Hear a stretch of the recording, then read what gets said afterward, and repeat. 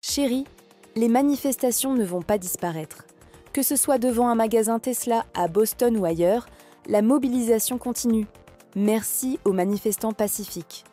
Elon Musk lui-même est sorti saluer ceux qui ont forcé la fermeture temporaire du magasin.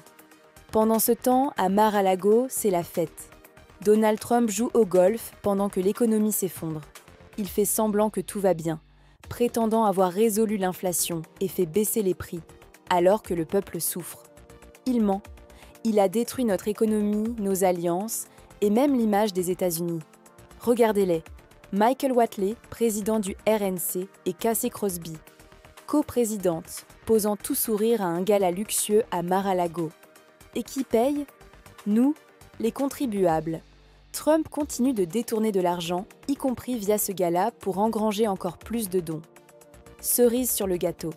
Il prépare un défilé militaire pour son anniversaire, avec 7000 soldats, des tanks, hélicos, parachutistes, avions.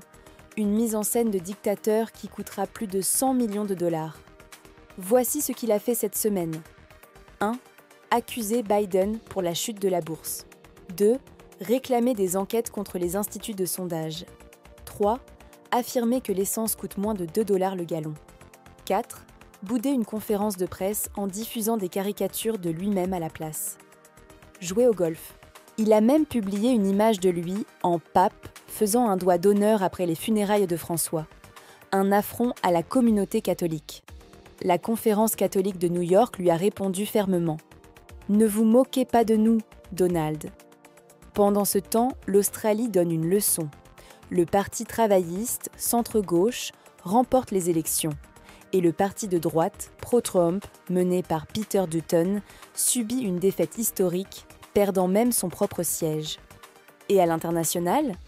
Le secrétaire d'État Marco Rubio critique l'Allemagne pour avoir renforcé la surveillance contre l'extrême droite, l'AfD. Il défend ce parti que beaucoup qualifient de néo-nazi. L'Allemagne a répliqué fermement « C'est la démocratie », encore une honte diplomatique pour les États-Unis. Côté aviation, c'est le chaos. À Newark, les contrôleurs aériens manquent à l'appel, licenciés par le régime Trump. Résultat, vol annulé, retard, aéroport paralysé. Les passagers attendent des heures. United Airlines supprime 35 vols par jour à cause de cette gestion catastrophique.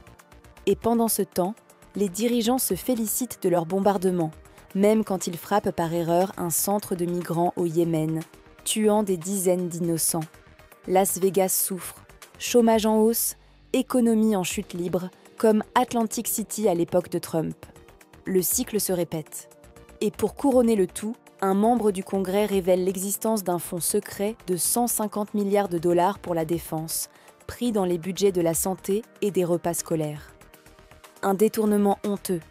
Pourquoi couper dans les services aux enfants et aux malades pour financer toujours plus de dépenses militaires ?